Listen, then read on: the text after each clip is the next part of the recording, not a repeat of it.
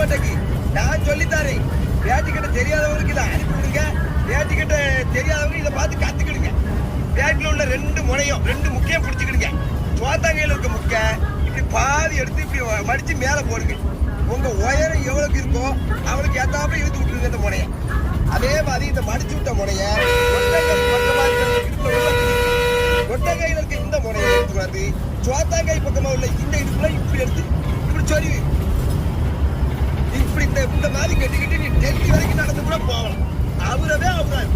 ஆமா, இந்த பாரு, இதான் வேட்டி கட்டுதான் முறை. நம்ம தாத்தா காலத்துல எல்லாருமே இப்படிதான் வேட்டி கட்டினாங்க. ஆனா இப்போ சில பேர் என்ன